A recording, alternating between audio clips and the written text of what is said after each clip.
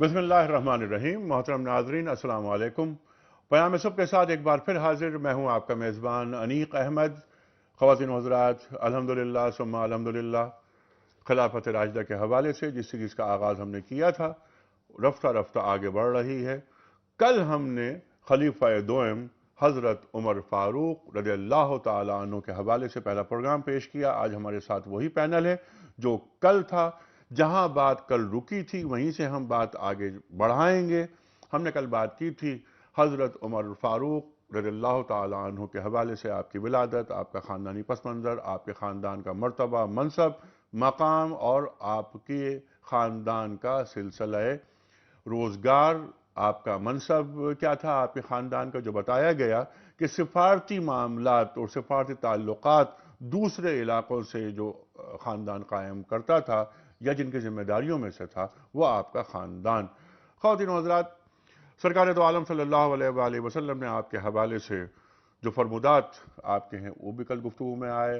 آج ہم بات کریں گے بہت سارے حوالے، بہت سارے موضوعات، موافقات قرآنی پر بھی آج ہم بات کریں گے، اور ہم بات شروع وہاں سے کریں گے جہاں کل بات ٹوٹی تھی۔ کل بات جہاں رکی تھی وہ بات یہ تھی کہ سرکار دو عالم صلی اللہ علیہ وآلہ وسلم دین کا اعلان کر چکے ہیں۔ صعوبتیں، تشدد اور پریشانیاں پھیلائی جا رہی ہیں ان لوگوں کے خلاف کہ جو اللہ تعالیٰ اور اللہ کے رسول صلی اللہ علیہ وآلہ وسلم کی گواہی دے رہے ہیں۔ سرکار دو عالم صلی اللہ علیہ وآلہ وسلم دعا مانگتے ہیں کہ اے اللہ، عمر بن خطاب یا عمرو بن حشام میں سے کسی ایک کو مسلمان کر دے تاکہ دین میں تقویت آئے، دین کے کام میں تقویت آئے اور دین پھیلے، کمزور لمحے۔ خواتین و حضرات، سرکار دو عالم صلی اللہ علیہ وآلہ وسلم بیت اللہ شریف میں نماز ادا فرما رہے ہیں، آیات قرآنی کی تلاوت ہوتی ہے، حضرت عمر فاروق رضی اللہ تعالیٰ عنہ کے کانوں میں قرآن کریم کی آیات جاتی ہیں اور دل نرم ہونا شروع ہو جاتا ہے۔ خواتین و حضرات، یہ سورہ حاقہ کی آیات، ان پہ بھی ہم بات کریں گے۔ اور جب حضرت عمر فاروق رضی اللہ تعالیٰ عنہ پہنچتے ہیں اپنی بہن کے گھر، جو بہت مشہور واقعہ ہے، اس پر بھی ہم بات کروائیں گے اپنے معزز علماء کرام سے۔ وہاں بہن تلاوت کرتی ہیں کون سی آیات؟ سورہ طٰہٰ کی۔ وہ کون سی آیات تھی اس پر بھی گفتگو ہوگی۔ اور خواتین و حضرات، حضرت عمر فاروق رضی اللہ تعالی عنہ دین قبول کرتے ہیں، مشرف اسلام ہوتے ہیں، نعرہ تکبیر کی صدا بلند ہوتی ہے اور بیت اللہ شریف میں پہلی بار نماز ادا ہو رہی ہے باجماعت، دو صفیں بنتی ہیں۔ خواتین و حضرات، پروگرام کا آغاز آیات ربانی کی تلاوت سے۔ چلتے ہیں لاہور، جہاں منتظر ہیں ہمارے محترم قاری خالد عثمان علوی الازہری صاحب۔ قاری صاحب، آپ کی جانب۔ بہت شکریہ انیق صاحب۔ آج ہم سورۃ الاحزاب کی آیت نمبر انشاءاللہ العزیز 53 تلاوت کریں گے۔ اعوذ باللہ من الشیطان الرجیم، بسم اللہ الرحمن الرحیم۔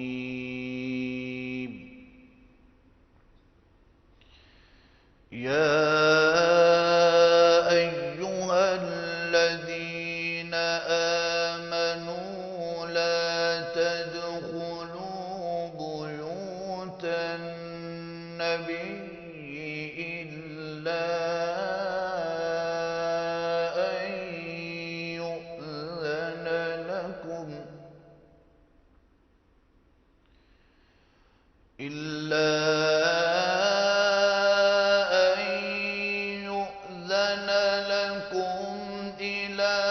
طعام غير ناظرين إناه ولكن إذا دعيتم فادخلوا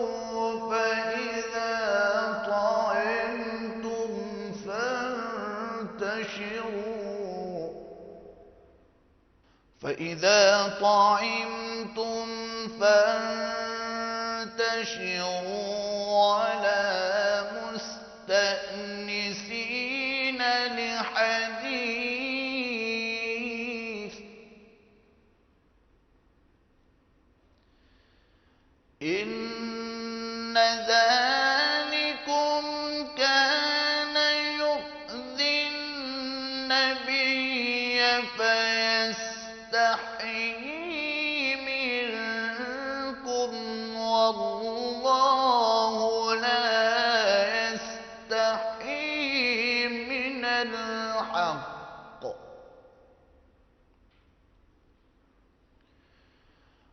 وَإِذَا سَأَلْتُمُوهُنَّ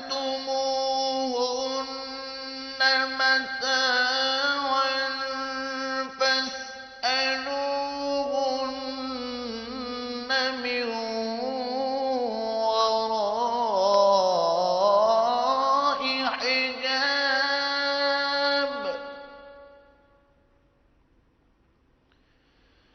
ذَلِكُمْ أَطْهَرُ لِقُلُوبِكُمْ وَقُلُوبِهِنَّ وَمَا كَانَ لَكُمْ أَن تُؤْذُوا رَسُولَ اللَّهِ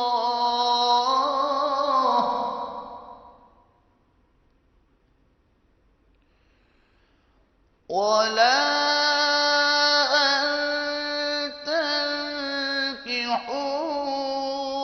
أَزْوَاجَهُ مِن بَعْدِهِ أَبَدًا إِنَّ ذَلِكُمْ كَانَ عِندَ اللَّهِ عَظِيمًا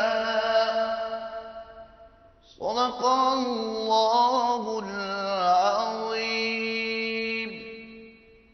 جزاک اللہ ماشاء اللہ قاری صاحب۔ خواتین و حضرات، اس آیت کا ترجمہ اور حدیث رسول مقبول صلی اللہ علیہ وآلہ وسلم کے لیے ایک بار پھر ہم لاہور جا رہے ہیں، جہاں ہمارے منتظر ہمارے دوست محمد اسلم راؤ صاحب آپ کی طرف آ رہے ہیں۔ بہت شکریہ انیک صاحب، جزاک اللہ۔ شروع اللہ کے نام سے جو بڑا مہربان نہایت رحم والا ہے۔ مومنو، پیغمبر کے گھروں میں نہ جایا کرو مگر اس صورت میں کہ تم کو کھانے کے لیے اجازت دی جائے اور اس کے پکنے کا انتظار بھی نہ کرنا پڑے، لیکن جب تمہاری دعوت کی جائے تو جاؤ، اور جب کھانا کھا چکو تو چل دو اور باتوں میں جی لگا کر نہ بیٹھ رہو۔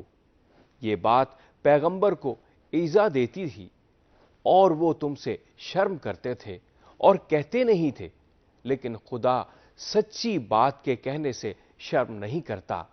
اور جب پیغمبر کی بیویوں سے کوئی سامان مانگو تو پردے کے باہر مانگو، یہ تمہارے اور ان کے دونوں کے لیے بہت پاکیزگی کی بات ہے، اور تم کو یہ شایان نہیں کہ پیغمبر خدا کو تکلیف دو، اور نہ یہ کہ ان کی بیویوں سے کبھی ان کے بعد نکاح کرو، بے شک یہ خدا کے نزدیک بڑا گناہ کا کام ہے۔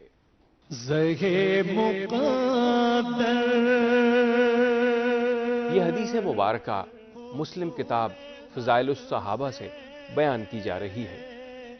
نبی کریم صلی اللہ علیہ وآلہ وسلم نے فرمایا، تم سے پہلے اگلی امتوں میں محدث من اللہ ہوا کرتے تھے، میری امت میں ان میں سے اگر ایسا کوئی ہے تو وہ عمر بن خطاب ہے۔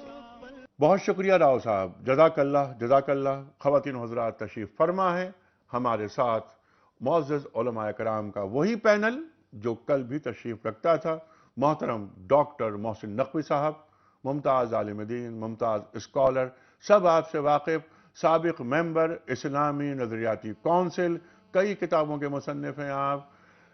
پاکستان میں پڑھا، پاکستان کے باہر پڑھا، پاکستان میں پڑھایا، پاکستان کے باہر پڑھایا۔ جب بھی تشریف لاتے ہیں ہم ہمیشہ ڈاکٹر صاحب سے سیکھتے ہیں۔ آپ کے ساتھ تشریف فرما ہے ہمارے عہد کے ممتاز عالم دین۔ خواتین و حضرات، میں ان کے تعلق سے کیا عرض کروں، ایک خلقت کے آپ شیدائی، ایک دنیا کے آپ محبوب۔ خواتین و حضرات، وجہ صرف ایک کہ آپ قرآن کریم بیان کرتے ہیں۔ اللہ اکبر۔ خواتین و حضرات، ایک اور حوالہ، بڑا معتبر حوالہ، وہ حوالہ یہ کہ آپ ڈاکٹر اسرار احمد مرحوم رحمۃ اللہ علیہ کے آپ شاگرد خاص۔ تشریف فرما ہے محترم مولانا شجاع الدین شیخ صاحب۔ پروگرام کا آغاز کرنے سے قبل کل کے سوال کا درست جواب میں رکھنا چاہتا ہوں آپ کے سامنے، اور آج کا سوال، کل ہم نے سوال یہ رکھا تھا آپ کی خدمت میں کہ مکے میں سب سے پہلے علانیہ طور پر نماز کب ادا کی گئی؟ 3 آپشنز تھے، فتح مکہ کے بعد، صلح حدیبیہ کے بعد، یا حضرت عمر فاروق رضی اللہ تعالی عنہ کے اسلام لانے کے بعد؟ تیسرا آپشن درست ہے، یعنی حضرت عمر فاروق رضی اللہ تعالی عنہ کے اسلام لانے کے بعد۔ آج کا سوال نوٹ فرما لیجئے، حضرت حفصہ رضی اللہ تعالی عنہا کس صحابی کی بیٹی تھیں؟ تین آپشنز، حضرت ابوبکر صدیق رضی اللہ تعالی عنہ، حضرت عمر فاروق رضی اللہ تعالی عنہ، یا حضرت عثمان غنی رضی اللہ تعالی عنہ۔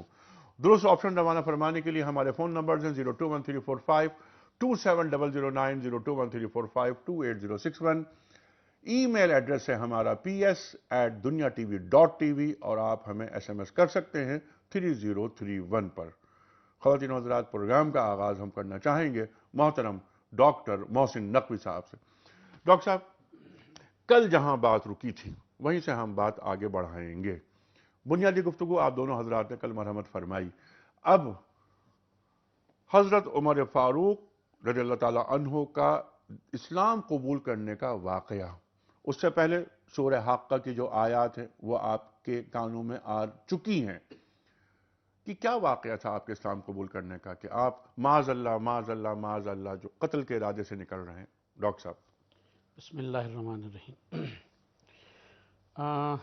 بعض واقعات ایسے ہوتے ہیں کہ جو تاریخ کو تشکیل دیتے ہیں، سبحان اللہ، یا اس کا رخ جو ہے وہ اس کو موڑ دیتے ہیں، سبحان اللہ، اور بعض واقعات ہوتے ہیں کہ جو تاریخ میں حادثتاً رونما ہو جاتے ہیں، وہ تاریخ کا حصہ بنتے ہیں۔ بہت اچھا۔ حضرت عمر رضی اللہ تعالیٰ عنہ کا جو اسلام لانے کا واقعہ ہے وہ متعدد پہلوؤں سے اہمیت رکھتا ہے، اور جیسا آپ نے بھی انٹرو میں بھی بتایا اور سب جانتے ہیں کہ ان کے اسلام لانے کے بعد علیہ اعلان پہلی مرتبہ خانہ کعبہ میں نماز ہوئی۔ واقعہ یہ ہے کہ حضرت عمر، جیسے کل بھی بات ہوئی تھی، کہ اسلام قبول کر لینے والوں کے اوپر اچھے خاصی سختی کیا کرتے تھے اور یہ بات ان کو ان کے دل پہ اثر کرتی تھی کہ اتنی سختیوں و تنگیوں کے باوجود لوگ منحرف نہیں ہوتے۔ تو ایک مرتبہ ذہن میں آیا، جیسا کہ روایات میں آتا ہے، کہ کیوں نہ نعوذ باللہ نبی پاک صلی اللہ علیہ وسلم کا ہی خاتمہ کر دیا جائے اور معاملہ جو ہے وہ ہمیشہ کے لیے ٹھنڈا ہو جائے۔ تو اس ارادے سے ہتھیار سے جا کے تلوار حمائل کر کے نکلتے ہیں۔ تو رستے میں جناب نعیم بن عبداللہ رضی اللہ تعالیٰ عنہ ملتے ہیں، اور وہ کہتے ہیں کہ کہاں کا ارادہ ہے؟ تو کہتے ہیں کہ میں جا رہا ہوں اس مقصد سے، اس کو ہم بار بار دہرائیں گے نہیں۔ تو ان کا کہ اچھا تم یہ بتاؤ کہ اگر ایسا کرو گے تو بنو زہرہ اور جو بنو ہاشم ہے ان کا مقابلہ کیسے کرو گے؟ تو ایک مرتبہ کہتے ہیں، اور یہ ہم لفظ خاص طور پہ جو تاریخ میں آتا ہے اس کو بیان کرنا چاہتے ہیں، کہ تم بھی شاید سابئی ہو گئے ہو۔ تو انہوں نے کہا کہ یہ بات تو تم چھوڑو، لیکن یہ ہے کہ تم جس ارادے سے جا رہے ہو تو اس سے پہلے اپنے گھر کی خبر لو۔ وہ کیا ہوا؟ انہوں نے کہا گھر کی خبر یہ لو کہ تمہاری بہن، ان کا بھی نام فاطمہ رضی اللہ تعالیٰ عنہ تھا، اور ان کے شوہر یعنی آپ کے بہنوئی جناب زید بن سعید رضی اللہ تعالیٰ عنہ، جن کا نام عشر مبشرہ میں آتا ہے، تو وہ دونوں بھی مسلمان ہو گئے۔ تو ان کا کہ اچھا وہ بھی صحابی ہو گئے؟ کہا ہاں۔ تو غصے میں چلے وہاں اور کھٹکھٹایا تو اندر سے کچھ آواز آ رہی تھی۔ بعض روایات میں یہ کہ جناب خباب بن ارت رضی اللہ تعالیٰ عنہ بھی وہاں موجود تھے، جو سورہ طٰہٰ کی تلاوت ہو رہی تھی اور انہیں قرآن پڑھنا سکھا رہے تھے۔ بعض میں ان کا نام نہیں ملتا، یہ ہے کہ دونوں میاں بیوی جو تھے وہ پڑھ رہے تھے۔ بہرحال حضرت عمر رضی اللہ تعالیٰ عنہ باہر کھڑے ہو کے سنتے ہیں کہ اندر سے کوئی آواز آ رہی ہے، کھٹکھٹاتے ہیں تو جلدی میں یہ لوگ ڈر کے مارے قرآن کی اور آنکھ چھپانے کی کوشش کرتے ہیں۔ بعض میں یہ کہ چھپا دیا، بعض میں یہ کہ نہیں سامنے رکھے رہے لیکن بند کر دیا تھا۔ تو اب آپ وہاں پہنچتے ہیں تو پہلے اپنے بہنوں کے اوپر حملہ کرتے، پوچھتے ہیں کہ کیا تم بھی صحابی ہو گئے ہو؟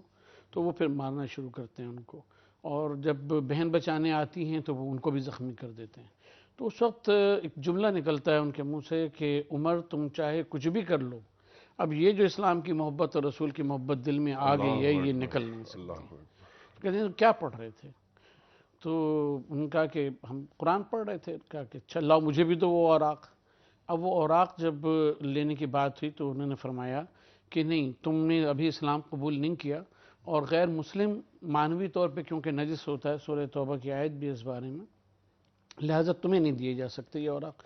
پہلے اچھا وہاں لفظ آتا ہے پھر وضو کا، کہ پہلے وضو کر لو یا غسل کر لو۔ وضو کے معنی ہمارے اس میں تو نماز کے لیے وضو کرنے کے، لیکن عربی زبان میں ہاتھ پیر دھونے کے لیے بھی وضو کا لفظ، چہرہ اور ہاتھ پیر دھونے کے لیے بھی وضو کا لفظ آتا ہے۔ تو انہوں نے اس طرح سے اپنے دھویا ہوا، اور اس کے بعد سورہ طہ کی جو تھی وہ ان کو دیا گیا، سورہ طہ کی وہ ابتدائی 16 آیات ہیں کہ جن کے بارے میں کہا جاتا ہے وہ انہوں نے پڑھی، اور انہوں نے ایسا اثر کیا اس کے اوپر، سورہ طہ پہ ہم لوگ بعد میں بات کریں گے، لیکن ہم یہ جملہ ہم کہنا چاہتے ہیں کہ جب روایت میں یہ کہ جب آپ نے بسم اللہ الرحمن الرحیم پڑھا تو زارا فی قلبہ، یعنی آپ کے دل میں ایک روب اور دبدبہ جو تھا وہ اس آیہ مبارکہ کا بیٹھ گیا۔ ایک بات ہم یہ بھی عرض کرنا چاہیں گے، گفتگو تھوڑی ہمیں طویل ہوگی، کہ ہم نے سابعی پہ جو زور دیا، جیسے کل ہم نے حنیف پہ ایک بات کی تھی، وہاں سابعی اصل میں ان لوگوں کو کہتے ہیں جو قرآن کی آیت بھی ہے، سورہ بقرہ کے 62ویں آیت میں بھی آیا، لیکن وہاں عرب کے محاورے میں ان لوگوں کو کہتے تھے کہ جو فرشتوں کے آنے اور فرشتوں کا انسانوں سے تعلق جو ہے، یعنی گویا وحی کا جو ایک تصور ہے، اس کے اوپر یقین رکھتے تھے۔ سادے الفاظ میں ستارہ پرست نہیں، ہم عربی محاورے کی بات کریں تو اس زمانے سادے الفاظ، وہ تو محاورہ آپ بیان کر رہے ہیں، لیکن سادے الفاظ میں، عام فہم الفاظ میں ستارہ پرست۔ ہاں، لیکن یہاں جو سابعی انہوں نے حضرت عمر نے بار بار کہا، تو وہ جو وحی کا تصور ہے کہ فرشتہ آتا ہے اور پیغام پہنچاتا ہے، ٹھیک ہے، اس معنی میں یہ سابعی کا لفظ استعمال ہوا کرتا ہے۔ بالکل ٹھیک ہے شیخ صاحب، اسی بات کو لے کر ہم آگے چل رہے ہیں۔ بہن، ایک تو بہن کا کردار مار لیں، جان لے لیں ہماری، لیکن اشہد ان لا الہ الا اللہ وحدہ لا شریک لہ واشہد ان محمدًا عبدہ ورسولہ، ہمارے دل میں اتر چکا ہے یہ کلمہ، ہم پیچھے نہیں ہٹنے والے۔ ایک تو بہن کا کردار، اور یہ جو بات ڈاکٹر صاحب نے فرمائی، بہت اہم بات، سورہ طہ کی جو آیات ہیں ذرا ان پر آپ گفتگو فرمائیے۔ بسم اللہ الرحمن الرحیم۔ یہ ڈاکٹر صاحب نے بڑا پیارا جملہ شروع میں ارشاد فرمایا کہ بعض وہ واقعات ہوتے ہیں جو تاریخ کو ترتیب دیتے ہیں اور تاریخ کا رخ جو ہے وہ بدل دیا کرتے ہیں۔ ترتیب کو اگر میں تشکیل کہوں تو بہت بہتر ہوگا انشاءاللہ، مزید بہتر ہوگا انشاءاللہ۔ تاریخ کی تشکیل کر دیتے ہیں، تاریخ کو مشکل بنا دیتے ہیں، تاریخ کا چہرہ بدل دیتے ہیں۔ حضرت عمر فاروق اسی لیے ولیم میور کہنے پر مجبور ہے کہ اگر اسلام کے ماننے والوں کو ایک عمر اور ملتا تو ساری دنیا پر اسلام کی حکومت ہوتی۔ یہ غیر مسلم کو بھی اعتراف کرنا پڑا، اور اسی کو عربی میں کہا جاتا ہے کہ الفضل ما شہدت بہ الاعداء، فضیلت تو یہ ہے کہ دشمن بھی عظمت کا اعتراف کرے۔ بہرحال کل ہم نے بات کی تھی اور آپ نے میری تصحیح فرما دی تھی کہ سورۃ الحاقہ کی آیات جناب رسول کریم صلی اللہ علیہ وسلم کی زبان مبارک سے سماعت فرمائی تھی حضرت عمر فاروق نے رضی اللہ تعالی عنہ، اور وہاں کلام شروع ہوتا ہے جو آخری آیات سورۃ الحاقہ میں انہ لقول رسول کریم، رسالت مآب کا ذکر آتا ہے صلی اللہ علیہ وسلم۔ عمر فاروق فرماتے میرے دل میں خیال آنے لگا کہ یہ تو لگتا ہے کسی شاعر کا کلام۔ اگلی آیت آتی ہے وما هو بقول شاعر قلیلا ما تؤمنون، یہ کسی شاعر کا کلام نہیں مگر بہت کم تم ایمان لاتے ہو۔ سیدنا عمر فاروق فرماتے رضی اللہ تعالیٰ میرے دل میں خیال اچھا پھر کسی کاہن کا کلام ہوگا۔ اگلی آیت آتی ہے وما هو بقول کاہن قلیلا ما تذکرون، یہ کسی کاہن کا قول نہیں مگر بہت کم تم نصیحت حاصل کرتے ہو۔ تنزیل من رب العالمین، یہ نازل کیا گیا ہے اللہ کی طرف سے، تمام جہان والوں کا رب ہے۔ اب غور فرمائیے، کلام اللہ کا ہو اور صاحب قرآن محمد الرسول اللہ تلاوت کر رہے ہوں صلی اللہ علیہ وسلم، اور وہ عربی عمر فاروق کو آتی بھی ہو تو اس کا اثر کچھ اور ہی ہوگا۔ جیسے کہ کل بھی بات آئی کہ یہ پہلی چوٹ کہہ لیجئے یا دل کے نرم ہونے کا پہلا مرحلہ سیدنا عمر فاروق رضی اللہ تعالیٰ عنہ پر۔ ان آیات میں جو حاقہ کی ہیں، اللہ کے رب العالمین ہونے کا ذکر بھی آیا اور قرآن کا اللہ کی طرف سے نازل ہونے کا تذکر آیا۔ سورہ طٰہٰ کا جو ذکر ہمارے سامنے آیا، جس کی ابتدائی آیات بہن نے تلاوت کی ہیں اور سنی ہیں، وہاں پر عمر فاروق رضی اللہ تعالی عنہ نے اس کے شروع میں بھی قرآن کا ذکر آتا ہے، طٰہٰ ما انزلنا القرآن لتشقیٰ، اے نبی علیہ السلام یہ قرآن اس لیے ہم نے آپ پر نازل نہیں کیا کہ آپ مشقت میں پڑ جائیں، یہ تسلی تھی، ایسی مشقت کہ آپ اپنی جان پر کھیل جائیں گے ان لوگوں کو ایمان کی طرف دعوت دینے میں۔ آگے چل کے قرآن کہتا ہے یہ اس اللہ کی طرف سے نازل کردہ ہے کہ جس نے ساتوں بلند آسمان پیدا کیے اور زمین کو پیدا کیا۔ اور ان آیات کا جو کلائمیکس ہے وہ ہے سورہ طٰہٰ کی آیت نمبر 14، جہاں اللہ تعالیٰ کا جلال ہمیں دکھائی دیتا ہے اس کی انانیت کبریٰ کے حوالے سے، اننی انا اللہ لا الہ الا انا فاعبدنی واقم الصلاۃ لذکری. ایک انسان اپنی میں کا ذکر کرتا ہے. اقبال کہتے ہیں the big I am of اللہ سبحانہ وتعالی, کہ اللہ نے اپنی انا کا ذکر 5 مرتبہ فرمایا ایک ہی آیت میں, اس سورہ طہ کی آیت نمبر 14. بے شک میں ہی اللہ ہوں, میرے سوا کوئی معبود نہیں, میری ہی عبادت کرو اور میری یاد کے لیے نماز قائم کرو. یہ میں سمجھتا ہوں کہ اس آیت کا یہ وہ کلائمیکس ہے کہ جو ایسا اثر ہوا عمر فاروق رضی اللہ تعالیٰ عنہ پر کہ کایا پلٹ گئی. اور کل جو آپ نے آخر میں بات ارشاد فرمائی وہ بہت خوبصورت تھی کہ کبھی بہن کا یہ کردار بھی ہوا کرتا ہے, ایک صنف نازک مگر اس کے دل میں قرآن کی عظمت اتر گئی ہو اور محمد کریم صلی اللہ علیہ وسلم پر ایمان پختہ ہو, رب العالمین پر ایمان پختہ ہو, تو عمر فاروق جیسے سخت مزاج آدمی کو کہ جو سردار کی بھی حیثیت رکھتے ہیں, بہادر کی بھی حیثیت رکھتے ہیں, اور اس زمانے کے بڑے سے بڑے پہلوانوں سے بھی مقابلے کرنے کی جرت انہی میں ہو سکتی تھی, ایک بہن بھی جب وہ ڈٹ جائے ایمان پر کہ لاکھ تم ہمارے ٹکڑے کر دینا مگر یہ کلمہ اب ہم سے چھوٹ نہیں سکتا, یہ میں سمجھتا ہوں ایک اور اہم موقع ہے کہ جہاں عمر فاروق جیسی شخصیت بھی پگھل کر رہ گئے اور قبول کیے بغیر کوئی چارہ نہیں رہا. گویا ایمان والوں کی ثابت قدمی بھی بڑے بڑے پہاڑ جیسے دل یا سخت دل رکھنے والے لوگوں کو بھی نرم کر سکتی ہے. یہ بھی میں سمجھتا ہوں کہ اللہ کے کلام کی تاثیر ہے, اور اللہ رب العالمین پر واقعتاً ایمان ہو تو اس کے اثرات اس طرح بھی سامنے آیا کرتے ہیں. سبحان اللہ. ایمان والوں کی ثابت قدمی کی آپ بات کر رہے ہیں ڈاکٹر صاحب, اور ایمان والا بھی کون؟ وہ اگر بہن ہو, اور آج ہماری بہنوں کا جو کردار ہے یہ جو ہونا چاہیے وہ کیا ہے, تو یہ نقطہ جو ہمیں یہاں سے مل رہا ہے ذرا اس پر آپ گفتگو فرمائیے. اس پہ تو ہم گفتگو کرتے ہیں, اور اس میں یہ اہم بات ہے کہ عورت جو ہے وہ بہن بھی ہوتی ہے, عورت ماں بھی ہوتی ہے, عورت بیوی بھی ہوتی ہے. اور ہمارے گھر سے, اور یہ جو کہا گیا کہ ماں کی گود پہلی گویا کہ درسگاہ ہے, تو وہ ماں بھی ہے, بہن بھی ہے, اور بیٹی بھی ہے, بیوی بھی ہے, مختلف اس کی جو جہتیں ہیں. اگر وہ گھر کو اسلامی تعلیمات کے مطابق اور اسلامی اس کے مطابق بنائے, تو ویسے بہنوں کا اکثر یہ ہے کہ بہنوں کی بات کو بھائی رد نہیں کیا کرتے. ایک مان ہوتا ہے, بہنوں کو بھی ایک مان ہوتا ہے اپنے بھائی پر کہ اگر میں کچھ کہہ دوں گی تو بھائی اس کو رد نہیں کرے گا. اور پھر جب وہ ایسے ایمان والی اور ایسے پختگی والی, اور پھر یہ کہ اس کا جو شوہر ہے وہ بھی سعید بن زید جیسا ہو, خشیت الہی اور خوف الہی رکھنے والا, کہ جن کا واقعہ ایک دفعہ بیان کر چکے, تو اس کی بھی تائید انہیں حاصل ہے. بہن کو تائید حاصل ہے اپنے شوہر کی, ان کے بہنوں کی تائید حاصل ہے.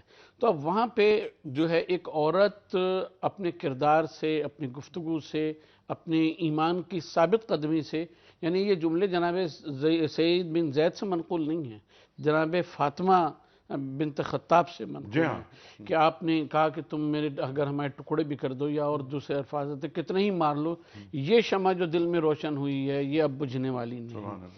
تو یہ عورتیں جو ہیں یہ ایک کہنا چاہیے کہ ڈیسائسو رول پلے کر سکتی ہیں معاشرے کو بنانے میں, معاشرے کو تبدیل کرنے میں, اور اس کو اللہ تعالیٰ کی راہ کے اوپر لگانے میں. یہ نقطہ ہمیں سیکھنا ہے. یہاں ٹھیک ہے. یہ حضرت فاطمہ بنت اسد رضی اللہ عنہا کے اس عمل سے سورہ طہ کی یہ آیات میں چاہتا ہوں اب اس پر گفتگو آپ فرما دیجیے.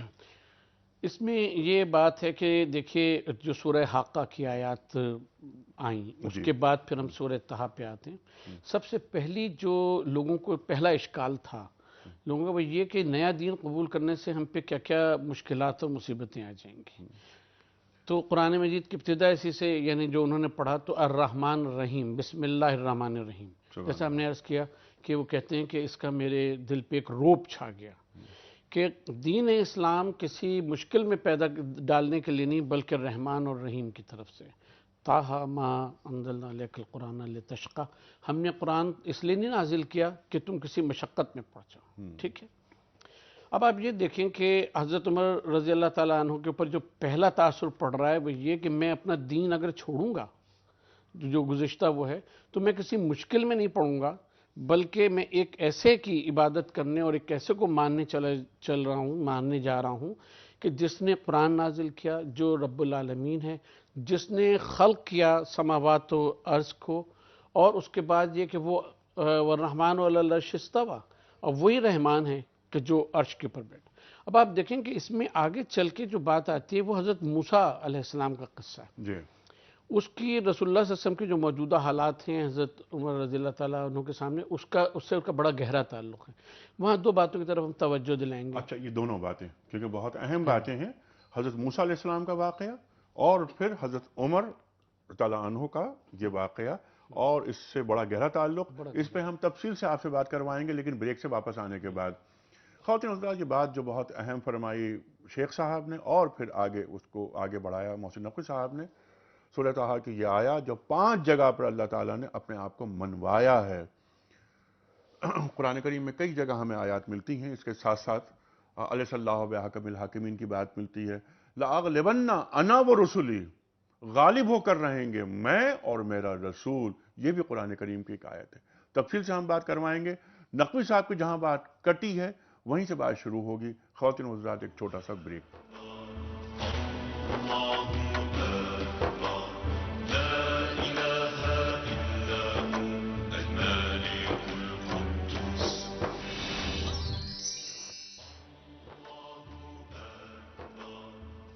ویلکم بیک خواتین و حضرات، پیام صبح میں ایک بار پھر خوش آمدید۔ تشریف فرما ہے محترم ڈاکٹر محسن نقوی اور محترم مولانا شجاع الدین شیخ صاحب۔ بات ہو رہی ہے خلافت راشدہ کے حوالے سے۔ پہلا پروگرام مکمل ہوا۔ پہلا پروگرام ہم نے پیش کیا تھا خلیفہ اول حضرت ابو بکر صدیق رضی اللہ تعالیٰ عنہ کے موضوع پر۔ کل ہم نے پہلا پروگرام پیش کیا خلیفہ دوم حضرت عمر فاروق رضی اللہ تعالیٰ عنہ کے موضوع پر، اور آج دوسرا پروگرام ہم پیش کر رہے ہیں۔ علماء کا وہی پینل ہے جو کل ہمارے ساتھ تھا۔ خواتین و حضرات، جہاں ڈاکٹر محسن نقوی صاحب کی بات رکی تھی وہیں سے ہم بات شروع کریں گے، لیکن اس سے قبل کل کے سوال کا درست جواب اور آج کا سوال میں آپ کے سامنے ایک بار پھر دہرا دیتا ہوں۔ کل سوال یہ رکھا تھا ہم نے آپ کی خدمت میں کہ مکے میں سب سے پہلے علانیہ طور پر نماز کب ادا کی گئی؟ صحیح جواب حضرت عمر فاروق رضی اللہ تعالی عنہ کے اسلام لانے کے بعد۔ آج کا سوال نوٹ فرما لیجئے۔ حضرت حفصہ رضی اللہ تعالی عنہ کس صحابی کی بیٹی تھیں؟ 3 آپشنز: حضرت ابو بکر صدیق رضی اللہ تعالی عنہ، حضرت عمر فاروق رضی اللہ تعالی عنہ، یا حضرت عثمان غنی رضی اللہ تعالی عنہ۔ درست جواب روانہ فرماتے ہیں آپ جن ٹیلی فون نمبرز پر، وہ ٹیلی فون نمبرز ہیں 021345270009، 021345286061۔ اگر آپ ای میل کرنا چاہیں تو ہمارا ای میل ایڈریس ہے ps@duniatv.tv۔ آپ ہمیں SMS کر سکتے ہیں 3031 پر۔ ڈاکٹر صاحب، جہاں بات آپ کی رکی تھی، بہت اہم بات سورہ طٰہٰ حضرت موسیٰ علیہ السلام کا واقعہ بھی آگے آ رہا ہے اور دونوں کا ربط ارشاد۔ اب دیکھیں کہ نبی کریم صلی اللہ علیہ وآلہ وسلم اس وقت گویا کہ ایک گھاٹی میں دار ارقم میں موجود ہیں وہاں، اور وہ ایسی جگہ کو واد کہتے ہیں، وادی کہتے ہیں، اور وہ پہاڑ کے کنارے ہے، وہ سب ہے۔ سوال یہ ہے سب کے ذہن میں کہ کیا ان کے اوپر وحی آتی ہے یا یہ خود سے دعویٰ کر ہے؟ تو آپ دیکھیں سورہ طٰہٰ کی آیات میں جو آگے چل کے حضرت موسیٰ علیہ السلام کا قصہ آتا ہے، تو وہاں 2 باتیں بڑی اہم ہیں۔ ایک تو یہ کہ جو جناب فاطمہ بنت خطاب فرماتی ہیں کہ تم ابھی پاک نہیں ہو، پہلے وضو کر لو، پھر میں تمہیں دوں گی کتاب پڑھنے کو دوں گی، قرآن کی آیات۔ تو وہاں کیا ہے کہ موسیٰ فخلنا علیک، اپنی چپلیں اتار دو کیونکہ تم وادی مقدس طویٰ میں ہو۔ یہ جو وحی کا وہ ہے، وہ ایک مقدس اور تقدس والی جگہ ہوتی ہے، اور جو پیغام ہے وہ مقدس ہوتا ہے۔ اس میں گویا چپلوں سے اشارہ ہے پاکی اور پاکیزگی کی طرف، اور برائی کو دور کرنا، پلیدگی کو دور کرنا۔ دوسری چیز یہ ہے کہ وادی مقدس میں، اور پھر وہاں یہ لفظ آتا ہے کہ اخترتو کا، یعنی یہ نہیں ہے کہ کوئی شخص اپنی طرف سے دعویٰ کر لے کہ مجھ پہ نہیں آئے وہی آئی ہے۔ فَأَنَا اخْتَرْتُكَ، میں نے تمہیں منتخب کیا ہے، اختیار کیا ہے، فَاتَّبِعْ مَا یوحیٰ، تمہارا کام صرف یہ ہے کہ جو میں نے تمہارے اوپر وحی کی ہے تم اس کا اتباع کرو۔ اب یہاں سے رسول اللہ صلی اللہ علیہ وسلم کے جو وہ ملتا ہے وہ یہ کہ رسول اللہ صلی اللہ علیہ وسلم بھی پہاڑ کی گھاٹی میں موجود ہیں، حضرت موسیٰ بھی موجود ہیں۔ وہی جو نازل ہوتی ہے وہ اللہ کے اختیار کرنے سے ہوتی ہے، بندے کے خود سے نہیں ہوتی۔ تو حضرت موسیٰ علیہ السلام کا واقعہ اس طرح سے بیان کیا کہ اب تم یہ بات سمجھو اے لوگوں، اور خاص طور پہ یہاں پہ حضرت عمر رضی اللہ تعالیٰ عنہ کو، کہ رسول اللہ صلی اللہ علیہ وسلم نے جو دعویٰ کیا ہے وہ اللہ تعالیٰ کے منتخب کردہ ہیں اسی صورت سے کہ جیسے حضرت موسیٰ تھے، سبحان اللہ. اور ان کا کام صرف یہ ہے کہ جو وحی کی جاتی ہے اس کا وہ اتباع کریں، لہٰذا وہ اس سے ہٹ کے کوئی بات کرنے والے نہیں ہیں. چنانچہ اس کے بعد جیسا مولانا نے فرمایا کہ اس کا کلائمیکس یہ ہے کہ انی انا اللہ. تو اب یہ ہے کہ کیا وحی کیا کی گئی ہے جس کی اتباع کرنی ہے؟ وہ یہ ہے کہ میں اللہ ہوں، صرف میں. یہاں پہ اپنا لفظ جلالہ اس کو کہتے ہیں کہ اپنا ذاتی نام اختیار کیا گیا، انی انا اللہ، اننی انا اللہ، میں اللہ ہوں، لا الہ الا انا، میرے سوا کوئی معبود نہیں. اب یہاں الہ کے معنی صرف معبود کے نہیں ہیں، بلکہ ہر وہ جہت کہ جس میں کسی کے لیے پناہ ڈھونڈی جا سکتی ہے، جس کی طرف رجوع کیا جا سکتا ہے، جس سے تقویت حاصل کی جا سکتی ہے، وہ صرف میری ذات ہے. لہٰذا عبادت بھی میری کرو اور میرے ذکر کے لیے نماز کو قائم کرو. نماز پڑھتے ہوئے حضرت عمر فاروق رضی اللہ تعالیٰ عنہ نے حضور صلی اللہ علیہ وسلم سے یہ سورہ حقہ کی آیات سنی تھی. تو پورا جو کردار ہے رسول اللہ صلی اللہ علیہ وسلم کا، جو پہلے سے حضرت عمر کے ذہن میں آیا ہے، ان کے مشاہدے میں آیا ہے، اور حضور صلی اللہ علیہ وسلم کا دعوی نبوت، وحی کا نزول، یہ ساری چیزیں جو ہیں وہ اس میں متشکل کر دی گئی ہیں، اور پورا نبوت کا واقعہ جو ہے گویا اس کو بیان کر دیا گیا ہے نصیحت کے لیے اور تذکیر کے لیے. سبحان اللہ سبحان اللہ. سورہ طٰہٰ کی یہ آیات تلاوت کرتے ہیں حضرت عمر فاروق رضی اللہ تعالیٰ عنہ. اس کے بعد شجاع صاحب کیا ہوتا ہے؟ پھر آپ کیا فرماتے ہیں کہ مجھے محمد مصطفیٰ احمد مصطفیٰ صلی اللہ علیہ وسلم لے چلو. یعنی اب وہ دل میں وہ روشن ہو گئی شمع دین اسلام کے لیے، ایمان کی دولت کا معاملہ ان کو میسر آ گیا، اور اب وہ رسالت مآب صلی اللہ علیہ وسلم کی بارگاہ میں جاتے ہیں تاکہ وہاں پہ اعلان اس بات کا کر سکیں. اب وہیں حضرت امیر حمزہ بھی موجود ہے رضی اللہ تعالیٰ عنہ، جو تقریباً 3 دن پہلے ہی ایمان لا چکے ہیں. اور مکے میں جیسے میں کل بھی عرض کر رہا تھا کہ یہی 2 بڑے بڑے بہادر تھے کہ جن کے مقابلے میں کوئی کھڑا نہیں ہو سکتا تھا. اچھا، اب عمر فاروق تشریف لا رہے ہیں. اس سے قبل ایک بات جو رہ گئی شاید درمیان میں، کہ جب حضرت عمر یہ فرما رہے ہیں رضی اللہ عنہ کہ مجھے لے چلو، تو اس وقت وہ دعا بتائی جاتی ہے حضرت عمر کو. لگتا ہے کہ تمہارے متعلق جو رسول اکرم صلی اللہ علیہ وسلم نے دعا فرمائی تھی، اللہ نے تمہیں اس دعا کے لیے چن لیا ہے کہ اللہ عمر بن خطاب یا عامر بن حشام نے ابو جہل میں سے اللہ کے رسول دعا فرما رہے ہیں کہ ایک کو اسلام کی قبولیت کی توفیق دے کر اسلام کو عزت عطا فرما دے. تو یہ بشارت تو وہیں حجرے میں مل گئی کہ جو رسالت مآب نے دعا فرمائی تھی وہ لگتا ہے عمر تمہارے حق میں اللہ تعالیٰ نے قبول فرما لی ہے. اب خدمت میں حاضر ہو رہے ہیں سرکار دو عالم صلی اللہ علیہ وآلہ وسلم کی. اچھا، وہاں پر حضرت امیر حمزہ رضی اللہ عنہ سید الشہداء، وہ ان کے علم میں آتی ہے بات کہ وہ آ رہے ہیں. تو میں عرض کر رہا تھا کہ یہ 2 ہی افراد تھے کہ جن کے مد مقابل کوئی کھڑا نہیں ہو سکتا تھا، یا تو امیر حمزہ رضی اللہ تعالیٰ عنہ یا سیدنا عمر فاروق رضی اللہ تعالیٰ عنہ. جب اطلاع اندر دی گئی کہ عمر چلے آ رہے ہیں، اور اس طرح کا معاملہ تو مشہور ہو چکا ہوگا کہ تلوار لے کر وہ نکل پڑے تھے اور گئے ہیں اپنی بہن کے گھر پر، نہ جانے کیا سے کیا ہو جائے. تو امیر حمزہ فرماتے رضی اللہ تعالیٰ عنہ کہ آنے دو، اگر خیر کے ساتھ آیا ہے تو اس کو خیر دیں گے، اور اگر معاذ اللہ کسی برے ارادے کے ساتھ آیا تو اس کی تلوار سے اس کا خاتمہ کر دیں گے. اب آپ ذرا اندازہ کیجئے کہ یہ 2 وہ افراد ہیں کہ جن کے ذریعے سے اللہ تعالیٰ نے عزت بھی عطا فرمائی ہے، اور یہی ایک دوسرے کے مد مقابل بھی کھڑے ہو سکتے تھے، لیکن دونوں کو اللہ نے سن 6 نبوی میں قبول فرمایا. تو دونوں کا معاملہ دیکھیے، امیر حمزہ ہی تھے رضی اللہ تعالیٰ عنہ جنہوں نے ابو جہل کی پٹائی کی تھی، اور عمر فاروق ہی ہے رضی اللہ تعالیٰ عنہ جو ابو جہل کے دروازے پر جا کر کہیں گے کہ بھائی آپ سن لو، ماموں بھی ہیں وہ، تم سن لو کہ میں نے ایمان قبول کر لیا ہے، میں محمد رسول اللہ کو اللہ کا رسول مان چکا ہوں صلی اللہ علیہ وسلم. بہرحال امیر حمزہ فرما رہے کہ آنے دو، اگر خیر کی نیت کے ساتھ آیا تو وہ خیر کا معاملہ کریں گے، اور اگر کسی برے ارادے کے ساتھ آیا تو اس کی تلوار سے اس کا خاتمہ کر دیں گے.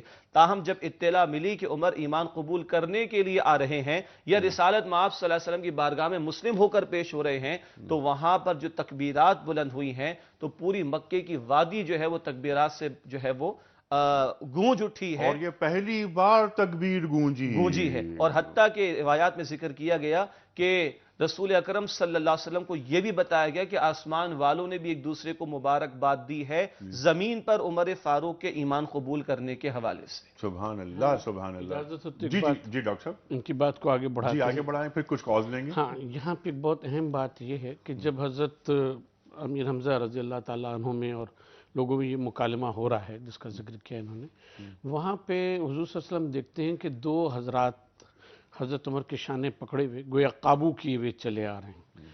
اب اگر یہاں پہ کوئی شخص تاریخ کو پڑھتے ہوئے یہ کہہ دے کہ حضرت عمر رضی اللہ تعالیٰ عنہ نے حضرت امیر حمزہ یا اور جو لوگ وہاں موجود تھے ان کے خوف سے اسلام قبول کیا، تو واقعی میں پھر یہ ملتا ہے کہ حضور صلی اللہ علیہ وسلم نے جب دیکھا تو فرمایا کہ فرسلو ہو، اس کو چھوڑ دو، اس کے بازو چھوڑ دو، پھر آپ خود قریب جاتے ہیں اور رحمت للعالمین اپنا دست مبارک رکھتے ہیں شانے پر اور کہتے ہیں عمر اسلام کو قبول کر لو، تم اس لیے آئے فساد اور گمراہی سے باز آ جاؤ، ایسا نہ ہو کہ ولید بن مغیرہ جیسا تمہارا حشر ہو۔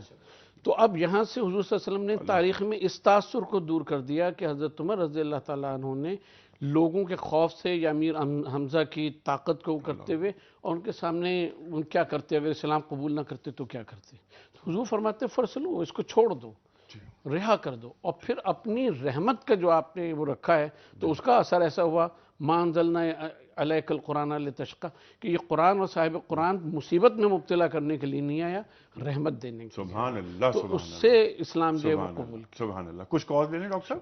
جی السلام علیکم۔ السلام علیکم جی وعلیکم السلام۔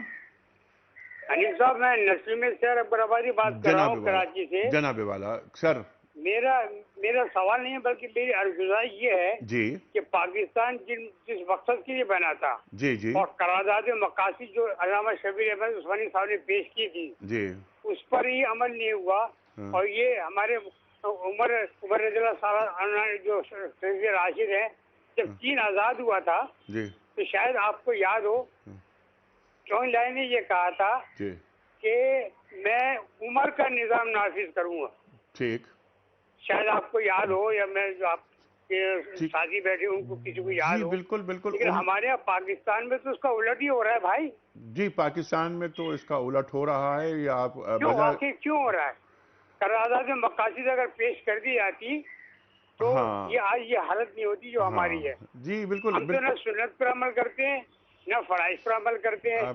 آپ نے ٹھیک کہا، آپ نے بالکل ٹھیک کہا، اور یہ کہ عمر's لا بھی موجود ہے، حضرت عمر کے تعلق سے، رضی اللہ عنہ کے تعلق سے۔ آپ کی اجازت؟ جی جی جی ارشاد۔ پاکستان کے حوالے سے قرارداد مقاصد کا ہمارے بھائی نے ذکر کیا، موجود ہے، پاس تو ہو گئی تھی 1949 میں، اور اس اصول کے ساتھ کہ دنیا میں سیکولرزم کا ڈنکا بج رہا تھا اور اس پوری قوم نے اجتماعی طور پر اس سیکولرزم کے نعرے کے خلاف بغاوت کر کے کہا تھا کہ سوورنٹی بیلانگز ٹو اللہ سبحانہ وتعالی، حاکمیت اعلیٰ اس زمین پر اس ملک پاکستان میں اللہ کے لیے ہے، and no legislation would be made repugnant to the Quran و سنہ، قرآن و سنت کے خلاف کوئی قانون اس ملک میں نہیں بنے گا۔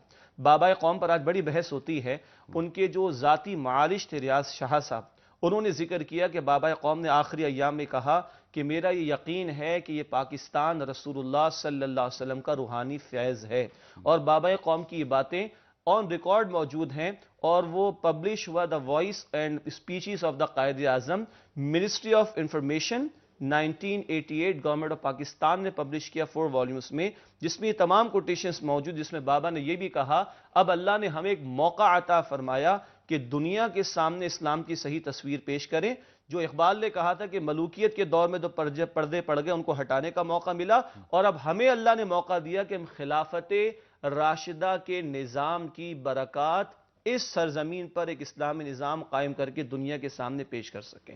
یہ تو ہیں اقوال، یہ تو تھے آئیڈیاز جن پر عمل درآمد کرنے کی ذمہ داری آج ہم پر عائد ہوتی ہے۔ ٹھیک ہے شیخ صاحب، آپ کی بات کو آگے بڑھاتے ہوئے جو آپ نے بات کی، جو حوالہ دیا 1988 کا، منسٹری آف انفارمیشن نے یہ بکس، رجیم آف بے نظیر بھٹو، یہ بھی یاد رکھیے۔ جی بالکل ٹھیک ہے، لیکن ایک اعتراض یہ بھی ہو سکتا ہے اور ہوتا ہے کہ یہ سرکاری طور پر ان تقاریر کو مسخ کر کے شائع کر دیا گیا اور اپنے مطلب کا مواد نکال لیا گیا۔ میں کروں؟ نہیں، میں کہتا ہوں تھوڑا سا عرض، اگر آپ کی اجازت ہو تو میں عرض کرتا ہوں۔ قائد اعظم علیہ الرحمہ کی وہ تقاریر جس دن ہوئی اس دن کے اخبارات ملاحظہ فرما لیجئے۔ صحیح، ان اخبارات میں وہی سب کچھ موجود ہے جو ابھی آپ نے بیان فرمایا۔ ان اخبارات کے حوالے اس میں موجود ہے۔ میں نے یہ حوالہ اس لیے دیا 1988 کا کہ بے نظیر گورنمنٹ کو یا پیپلز پارٹی کو ایک سیکولر پارٹی کہا جاتا ہے، اس کی رجیم میں منسٹری آف انفارمیشن جو پبلش کر رہی ہے اس میں کوٹیشنز موجود ہیں. بالکل آپ کی بات بالکل بجا ہے، لیکن سرکاری کاموں کے تعلق سے کچھ لوگ ذرا شکوک و شبہات کا شکار ہوتے ہیں. تو پھر وہ اخبارات بھی پیش کیے جا سکتے ہیں. اخبارات کے نیکسٹ ڈے یہ دیکھیے کہ رپورٹنگ کس انداز سے ہوئی ہے، وہ رپورٹنگ پڑھ لیں. قائد اعظم علیہ الرحمہ نے کیا فرمایا. اچھا یہ سوال بڑا اچھا لیکن ایک درد مند دل کا سوال تھا، اس لیے ہم نے یہ بات کری. دوبارہ ہم آ جاتے ہیں اپنے اسی پوائنٹ پر. نعرہ تکبیر بلند ہو گیا. حضرت عمر فاروق رضی اللہ تعالیٰ عنہ اسلام قبول کر لیتے ہیں. پہلی بار بیت اللہ شریف میں نماز ادا ہوتی ہے. اس کے بعد مدینہ منورہ کی طرف ہجرت ہے. ہجرت میں آپ ساتھ نہیں ہوتے ہیں بلکہ مدینہ پہلے پہنچ جاتے ہیں. فرمائیے. 20 افراد تھے کہ جنہوں نے حضرت عمر رضی اللہ تعالیٰ عنہ کے ساتھ ہجرت کی ہے، اور اس میں یہ ہے کہ آپ وہ پہلے شخص ہیں کہ جنہوں نے اعلان ہجرت کی. آپ سے پہلے جو 4-5 حضرات کے نام ملتے ہیں تو وہ چوری چھپے خاموشی سے گویا نکل گئے اور انہوں نے ہجرت کی. یہ کہہ کے گئے کہ اچھا میں ہجرت کرنے جا رہا ہوں. جو یہ چاہتا ہے کہ اس کی ماں اس کے غم میں روئے، جو یہ چاہتا ہے کہ اس کے بیٹے یتیم ہو جائیں، جو یہ چاہتا ہے کہ اس کی بیوی جو ہے وہ بیوہ ہو جائے، تو مجھے اگر روک سکتا ہے تو وہ میرے سامنے آ جائے. یہ کہہ کے اعلان 20 حضرات کو لے کر حضرت عمر رضی اللہ تعالیٰ عنہ ہجرت کرتے ہیں. اس میں پھر ایک واقعہ یہ بھی ملتا ہے کہ ایک صاحب آپ کے ساتھ تھے اور وہ پہنچ گئے وہاں اپنے کیا نام ہے مدینہ پہنچ گئے، لیکن ابو جہل وغیرہ جو ان کے قبیلے کے تھے وہ وہاں پہنچے اور ان کو ورغلایا انہوں نے کہ تمہاری ماں نے یہ قسم کھائی ہے کہ وہ کنگھی نہیں کرے گی، دھوپ میں بیٹھی رہے گی، تم چلو کم از کم اس کو تو کر لو. تو حضرت عمر رضی اللہ تعالیٰ عنہ بار بار ان کو سمجھاتے ہیں کہ دیکھیے ایسا نہ کریں، یہ تم جال میں پھنس جاؤ گے، ایسا نہ کرو. پھر اپنی اونٹنی دیتے ہیں کہ دیکھو اگر کسی مصیبت میں گرفتار ہونے لگنا تو یہ بہت تیز اور رفتار اونٹنی ہے، اس پہ بیٹھ کے دشمن کے نرغے سے نکل جانا. تو آپ کے خدشات بالکل صحیح ثابت ہوئے. رستے میں انہوں نے بہانہ کیا. ابو جہل نے کہا کہ میری اونٹنی جو ہے وہ بیمار ہو گئی ہے، چل نہیں سکتی، تمہاری اونٹنی پہ بیٹھ جائیں. تو چنانچہ اس کا نتیجہ یہ ہوا کہ انہوں نے کہا ہاں بیٹھ جاؤ، کوئی حرج نہیں ہے. جب تینوں اترے تو انہوں نے اس کو گھیر کے اور ان کو رسیوں میں باندھ کے، تیسرے جو صاحب ساتھ تھے جناب ہشام بن العاص، ان کو بھی تو پہلے ہی گرفتار کر لیا گیا تھا. تو حضرت عمر رضی اللہ تعالیٰ عنہ کہتے ہیں دیکھو ہم نے تجھ سے پہلے کہا تھا کہ تم فتنے میں گرفتار ہونے والے ہو، اور وہ ہے، اور اس کو نکلنے کی ترکیب بھی بتا دی تھی، لیکن یہ کہ اللہ تعالیٰ کی دی ہوئی ہدایت کے اوپر اس کو جو اگر کوئی نظر انداز کرتا ہے تو اس طرح سے. چنانچہ تاریخ میں یہ ملتا ہے کہ ان کو ابو جہل وغیرہ نے اتنا پریشان کیا، اتنا تنگ کیا کہ انہوں نے پھر دین اسلام سے روگردانی گویا کہ اختیار کر لی، وہ کر لیا. تو یہاں ہمیں یہ سبق ملتا ہے کہ حضرت عمر رضی اللہ تعالیٰ عنہ نے ایک تو یہ کیا کہ ڈنکے کی چوٹ کے اوپر کہ میں مسلمان ہوں تو ڈنکے کی چوٹ کے اوپر ہوں، اور میں ہجرت کر رہا ہوں تو ڈنکے کی چوٹ پہ کر رہا ہوں، جس کو روکنا وہ روک لے. تو جو ایمان کی قوت ہے انسان کی وہ اس کو دلیر بنا دیتی ہے. دوسری چیز یہ کہ اپنے جو ساتھی ہیں اپنے بچاؤ کا انتظام صرف نہیں کرنا چاہیے، جو ساتھی ہیں ان کے بچاؤ کے لیے جتنی ترکیبیں ہو سکتی ہیں انسان کرے، اور باقی جو چیز ہے وہ اللہ تعالیٰ کے اوپر چھوڑ دے. اور خود انسان کا اپنا بھی عمل ہوتا ہے، اگر وہ بھی ثابت قدمی دکھلاتے اور یہیں رہتے وہ مدینے میں رہتے تو ان کا بھی مہاجرین اور انصار کے ساتھ ان کا تذکرہ بھی ہو رہا ہوتا. ڈاکٹر صاحب ابھی آپ نے جملہ ادا فرمایا کہ ایمان کی قوت انسان کو دلیر بناتی ہے. یہ بہت اہم اور بہت قیمتی جملہ ہے، اس پر ہم بات کریں گے، اور کہ ایمان کی قوت کیا ہوتی ہے اور پھر انسان دلیر کیسا ہوتا ہے، وہ اپنے معاملات اللہ تعالیٰ پہ کیسے چھوڑتا ہے. اور پھر وہی بات جو بار بار ہم پڑھتے ہیں یہ آیت قرآن کریم کی اپنے پروگرامز میں کہ اِنَّ صَلَاتِي وَنُسُكِي وَمَحْيَايَ وَمَمَاتِي لِلَّهِ رَبِّ الْعَالَمِينَ. ایمان کی قوت انسان کو دلیر بناتی ہے. کچھ کالز لیتے ہیں، اس کے بعد پھر آگے چلیں گے. جی السلام علیکم. وعلیکم السلام سر. جیلم سے اختر اقبال احمد درزگار ہوں. جناب اختر صاحب سر کیا حال ہے؟ سر الحمدللہ بہت زبردست پروگرام سر. حضرت عمر فاروق رضی اللہ تعالیٰ عنہ کے بارے میں اللہ آپ پیش قبول کر رہے ہیں، اور آپ کو میں مبارکباد پہلے تو دیتا ہوں کہ آپ کا جو خلوص ہے نا اس پروگرام کی کامیابی کی ضمانت ہے. بس اللہ قبول فرمائے بس. اور اللہ تعالیٰ ایسے پرخلوص پروگرام پیش کرنے والے لوگ اور اس ملک کو دے.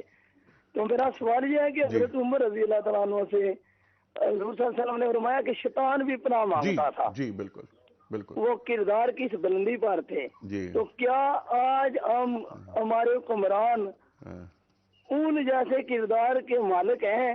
اگر وہ اس کردار پہ چلنا چاہیں تو کیا پھر اسی طرح اسلامی جو آپ کہنے کے اسلام کا عروج واپس آ سکتا ہے اگر عمر فاروق رضی اللہ تعالیٰ عنہ کے کردار پر چلا جائے؟ کیوں نہیں آ سکتا؟ اور یہی بات کہ ابھی ہم بات کریں گے انشاءاللہ آگے چل کر کہ جو گورننس کی بات ہوتی ہے، حضرت عمر فاروق رضی اللہ تعالیٰ عنہ نے 10 برس حکومت کر کے یہ بتایا، اور کس انداز سے حکومت کی، جو گورننس کی جو بات ہم کرتے ہیں نا آج، اس سے بھی ہم جوڑیں گے انشاءاللہ آگے چل کر. کس طرح ہمیں درس مل رہا ہے دور فاروقی سے، دور صدیقی سے. ہم نے بہت سی باتیں کی، اس میں بھی بہت سے نکات سامنے آئے، اس میں تفصیل سے ہم بات کروائیں گے. لیکن یہ جو اللہ کے رسول نے فرمائی بات صلی اللہ علیہ وآلہ وسلم نے کہ جس راستے پر عمر ہوتے ہیں اس راستے پر شیطان نہیں ہو سکتا. شیخ صاحب. جی، رسول اکرم صلی اللہ علیہ وسلم نے سیدنا عمر فاروق رضی اللہ تعالی عنہ کی فضیلت کے حوالے سے بہت سے کلمات ارشاد فرمائے، جس میں یہ بھی ہے کہ اللہ تعالیٰ نے حق کو عمر فاروق کی زبان پر جاری فرما دیا. سبحان اللہ. کہیں یہ ذکر فرمایا کہ ہر امت میں ایک محدث ہوتا ہے، میری امت کے محدث وہ عمر ہیں رضی اللہ عنہ. ناظرین کی آسانی کے لیے محدث ہم جانتے ہیں اسکالر آف حدیث کو کہتے ہیں، حدیث کے عالم کو کہتے ہیں. محدث وہ کہ جس سے اللہ کلام کرے، یعنی الہام کرے، جس کے اللہ دل میں کوئی بات ڈال دے. لیکن یہ نبی نہیں ہے یقیناً، وہی نبوت والی بات نہیں ہو رہی، لیکن اللہ تعالیٰ کلام کوئی بات دل میں ڈال دے، اور ایسے ڈالے کہ سیدنا عمر فاروق رضی اللہ تعالی عنہ مختلف مواقع پر کچھ آراء پیش کرتے ہوئے دکھائی دیتے ہیں، اور رب العالمین اپنے کلام میں اس طرح کی آیات عطا فرما رہا ہوتا ہے جس کو کل بھی آپ موافقات فرما رہے تھے، موافقات عمر رضی اللہ تعالی عنہ. اس پر بھی یہ جو بات آپ نے فرمائی، یہاں پھر مجھے قول یاد آیا سرکار دو عالم صلی اللہ علیہ وسلم کا، انا خاتم النبیین لا نبی بعدی. بالکل ٹھیک ہے. ما کان محمد ابا احد من رجالکم ولکن رسول اللہ وخاتم النبیین قرآن کریم میں آ گئی، ختم نبوت ہو گئی. آپ فرما رہے ہیں صلی اللہ علیہ وآلہ وسلم کہ میرے بعد کوئی نبی ہوتا تو عمر ہوتے، اگر کوئی ہوتے تو وہ عمر ہوتے رضی اللہ تعالی عنہ. تو محدث کا لفظ بھی آیا. اب وہ جملہ بھی ہے کہ جس راستے سے سیدنا عمر فاروق رضی اللہ تعالی عنہ کا گزر ہو جائے وہاں سے شیطان بھی بھاگ جاتا ہے، شیطان بھی پناہ مانگتا ہے. سادہ الفاظ میں اس کی تعبیر کیا ہے کہ قوت ایمانی کے نتیجے میں جب بندے کا تعلق اللہ سے قائم ہو جاتا ہے تو اللہ کی پناہ میں بندہ آ جائے تو شیطان کے حملوں اور وسوسوں سے وہ محفوظ ہو جاتا ہے. سادہ الفاظ میں تو ہمیں بھی یہ کہا گیا کہ سورہ حامیم السجدہ آیت نمبر 36 میں کہ جب شیطان کی طرف سے کچھ چوک لگ جائے فاستعذ باللہ، تو اللہ کی پناہ میں آنے کی کوشش کرو. شیطان کا خالق بھی تو اللہ ہے نا، تو اگر بندہ اللہ کی پناہ میں آ جائے گا تو شیطان کے شر سے محفوظ ہو جائے گا. اس کو اب انتہا پر لے جائے انبیاء کے بعد، اس بات کو انتہا پر لے جائیں اگر انبیاء کے بعد، تو یہ قول اب سمجھ آتا ہے رسول اکرم صلی اللہ علیہ وسلم کا کہ جس راستے سے عمر کا گزر ہو جائے وہاں سے شیطان بھی بھاگ جاتا ہے. وہ قوت ایمانی، وہ غیرت ایمانی، وہ توکل علی اللہ، وہ تعلق مع اللہ ہے عمر فاروق میں رضی اللہ تعالیٰ عنہ کہ شیطان بھی وہاں سے کانپتا ہوا اور بھاگتا ہوا دکھائی دیتا ہے. سبحان اللہ سبحان اللہ. ڈاکٹر صاحب لاسٹ منٹ ہے ہمارے پروگرام کا، لیکن جو آپ نے بہت اہم بات ادا فرمائی تھی میں چاہتا ہوں ذرا اس کو کھولیے.